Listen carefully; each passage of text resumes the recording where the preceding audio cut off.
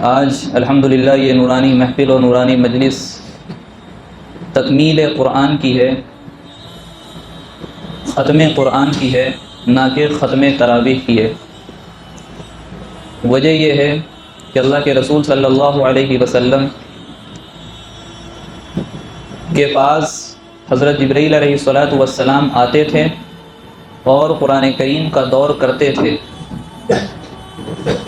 ہر سال ایک مرتبہ ہوتا تھا، لیکن آخری سال اور آخری رمضان اللہ کے رسول صلی اللہ علیہ وسلم کو جو گزرا اس میں 2 دور مکمل ہوئے قرآن پاک کے۔ اللہ کے رسول صلی اللہ علیہ وسلم نے نماز تراویح بھی ادا کی،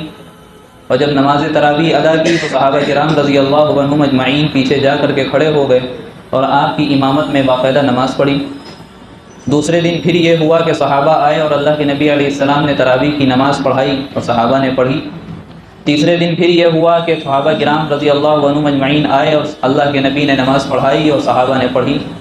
چوتھے دن پھر اللہ کے رسول صلی اللہ علیہ وسلم کی امامت میں نماز پڑھنے کے لیے صحابہ کرام رضی اللہ عنہم اجمعین تشریف لائے۔ اللہ کے نبی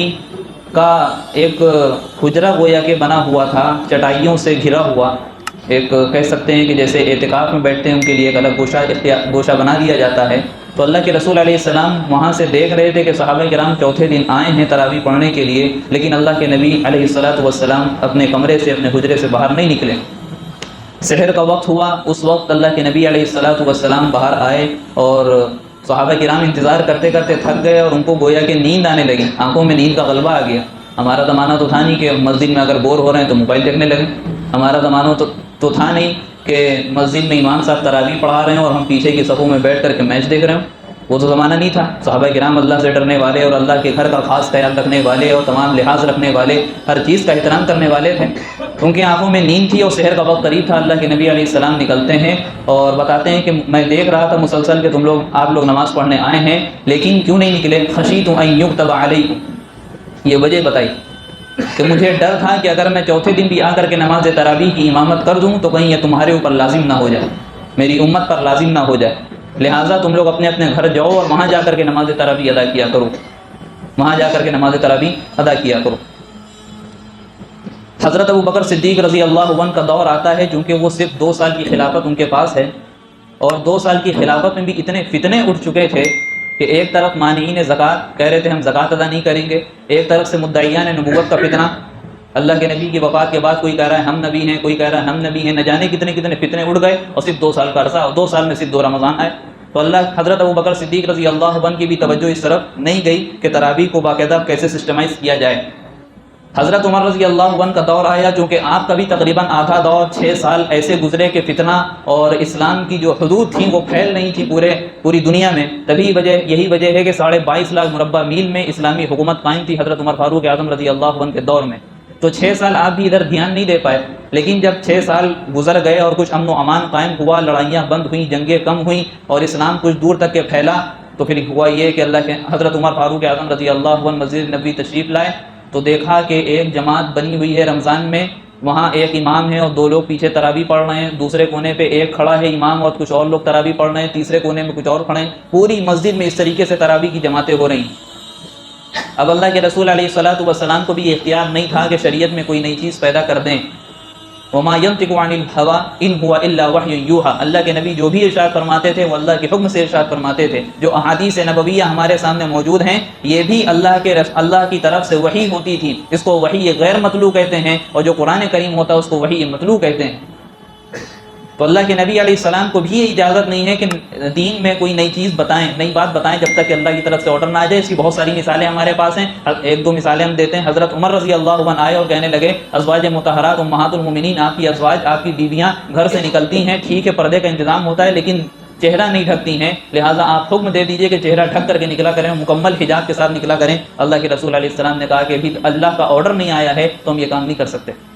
حضرت عمر رضی اللہ عنہ کی خواہش تھی کہ باقاعدہ ازواج مطہرات اور تمام بیویاں تمام عورتیں اپنے گھروں سے جب نکلیں تو باقاعدہ پردے کے ساتھ نکلیں. اللہ نے حضرت عمر رضی اللہ عنہ کی چاہت کے مطابق ساتویں آسمان سے عرش الہی سے قرآن نازل کر دیا اور کہہ دیا یا ایھا النبی قل لازواجک وبناتک ونساء المؤمنین یدنین علیہن من جلابیبہن. اے نبی جی آپ اپنی بیویوں کو حکم دیجئے, آپ اپنی بیٹیوں کو حکم دیجئے, آپ مومنین کی عورتوں کو حکم دیجئے کہ جب بھی گھر سے نکلا کریں تو اپنے اوپر چادر لٹکا لیا کریں. کہنے کا مقصد یہ ہے کہ اللہ کے نبی کو اختیار نہیں ہے کہ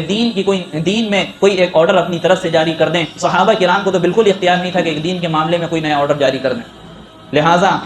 جو الزام لگایا جاتا ہے حضرت عمر فاروق اعظم رضی اللہ عنہ کے اوپر کہ انہوں نے 20 رکعت تراویح کی بدعت شروع کی تھی جو کہ بالکل ناجائز درست نہیں ہے. اللہ کے نبی علیہ الصلوۃ والسلام کے طریقے پہ چلتے ہوئے اور آپ کی حدیثوں کو دیکھتے ہوئے اور آپ کے اور سب سے بڑھ کر شریعت کے مزاج کو سمجھ کر کے حضرت عمر رضی اللہ عنہ نے 20 رکعت تراویح کا اہتمام کیا تھا, اس کو رائج نہیں کیا تھا. صرف اکیلے نہیں کر لیے, بڑے بڑے کبار صحابہ حضرت عبداللہ ابن مسعود رضی اللہ عنہ, حضرت عبداللہ ابن عباس رضی اللہ عنہ, حضرت عبداللہ ابن زبیر رضی اللہ عنہ اور اسی طریقے سے حضرت عثمان غنی رضی اللہ عنہ, سب سے بڑھ کر حضرت علی رضی اللہ عنہ, حضرت حسن حضرت حسین رضی اللہ عنہما کبار صحابہ موجود تھے. سب کے ساتھ مشورہ کیا گیا. اس کے بعد یہ بات طے کی گئی کہ حضرت ابی بن کعب رضی اللہ عنہ جن کے بارے میں اللہ کے رسول علیہ السلام نے فرمایا تھا کہ تمام صحابہ میں تمام مسلمانوں میں سب سے اچھا قرآن پڑھنے والے حضرت ابی بن کعب رضی اللہ عنہ ہیں, لہٰذا یہ امامت کریں گے. باقی سارے کے سارے صحابہ اور سارے کے سارے تابعین جو مدینہ منورہ میں موجود تھے وہ ان کی باقاعدہ امامت میں نماز تراویح ادا کریں گے. کچھ صحابہ کو اشکال ہوا کہ یہ کیسے ہو سکتا ہے, اور اشکال اس وجہ سے نہیں ہوا کہ آپ غلط کر رہے ہیں,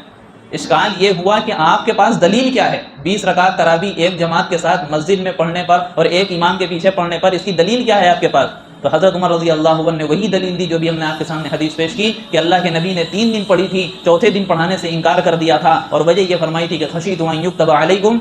کہ مجھے ڈر ہے کہ کہیں تمہارے اوپر فرض نہ ہو جائے. مسلمانوں اس چیز کو سمجھ لو کہ فرض اس وقت تک ہو سکتی تھی جب تک کہ اللہ کے نبی اس دنیا میں موجود تھے, جبرائیل امین کا آنا جانا لگا ہوا تھا, اللہ کے پاس سے وحی آ رہی تھی, اللہ کے پاس سے آرڈر آ رہے تھے, اس وقت تک کہ تو اللہ فرض کر سکتے تھے. اب جب کہ نبی اس دنیا سے چلے گئے کون فرض کرنے والا؟ اب تو کوئی نبی ہے بھی نہیں, اب جبرائیل امین کا وحی لے کر کے آنا کوئی سوال بھی نہیں. لہٰذا جب فرض نہیں ہو سکتی اور اللہ کے رسول کی منشا بھی گویا کہ یہی تھی کہ اگر فرض نہ ہوتی تو ہم تمہیں پڑھاتے,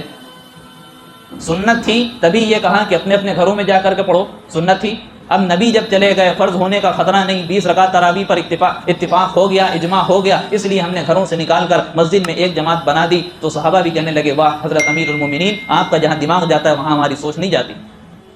تو یہ وہ نماز تراویح ہے, یہ وہ سنت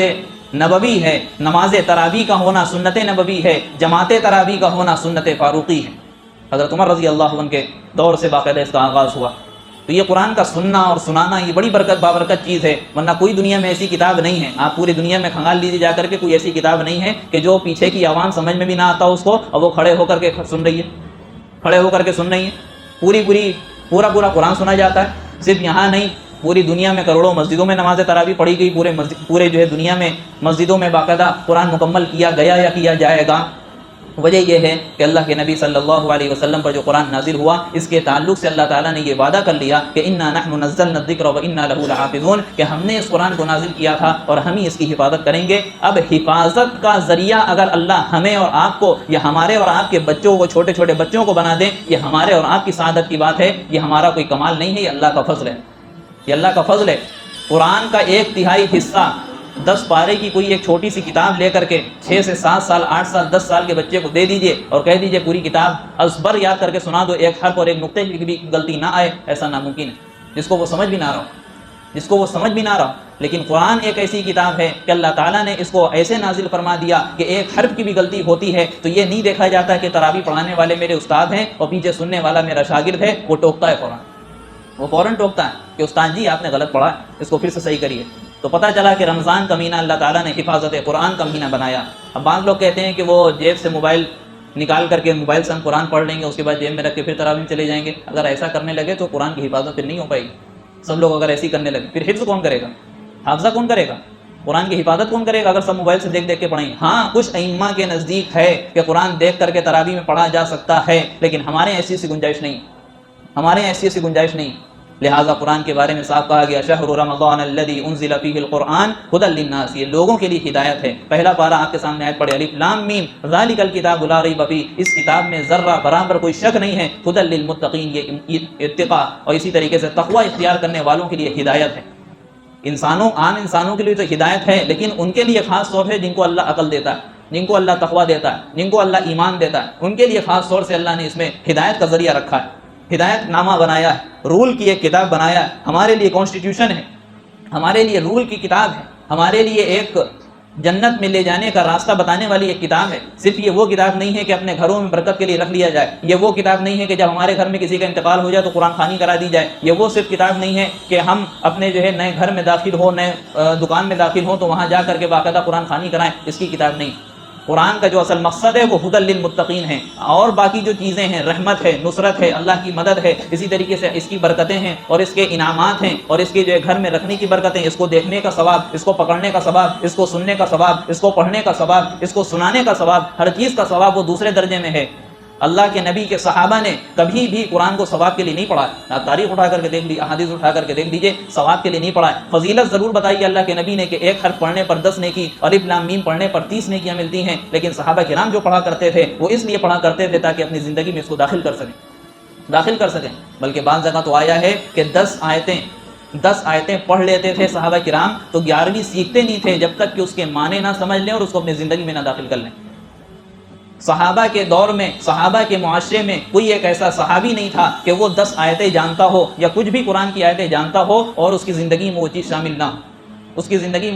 نہ ہو، آج ہم پوری دنیا کا معائنہ کر کے دیکھیں، ہم ایک محلہ اور ایک علاقہ نہیں بتا سکتے کہ جہاں قرآنی نظام چل رہا ہو، کوئی ایک ایسا معاشرہ نہیں بتا سکتے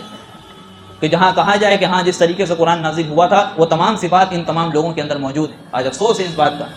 تو سب سے پہلا پیغام آج کی تراویح سے ہم کو یہ لینا ہے کہ اللہ تعالیٰ اس قرآن میں اللہ تعالیٰ نے جو چیزیں نازل فرمائی ہیں اس کو ہمیں اپنی زندگی میں داخل کرنا ہے۔ ہر مسلمان کے لیے ضروری ہے کہ جتنا بھی اللہ نے اس کو دماغ میں علم دیا ہے، جتنی بھی چیزیں وہ جانتا ہے قرآن کے تعلق سے، اس کے اوپر عمل کرے۔ خاص طور سے ہمارے نوجوان اس پر عمل کریں۔ جو فرائض ہیں، جو نماز کی پابندی ہے، جو روزوں کا رکھنا ہے، جو زکوٰۃ کا دینا ہے، جو حج کا کرنا ہے، ان تمام چیزوں پر پابندی کریں کیونکہ یہ قرآن کے احکام ہیں۔ اگر ہم عمل کرتے ہیں تب تو دل سے مان رہے ہیں کہ ہاں اللہ کی کتاب ہے، اللہ کی طرف سے فرض کردہ چیزیں ہیں، ہم اس پر عمل کریں گے۔ اور دوسرا پیغام اور آخری پیغام یہ ہے کہ آج ہم طے کر کے جائیں کہ اپنے آپس کے جو معاملات ہیں، آپس کی جو ہماری معاشرت ہے، ہمارا آپس میں جو رہنا سہنا ہے، جو لین دین ہے، اس میں اتحاد کس طریقے سے قائم ہو سکے،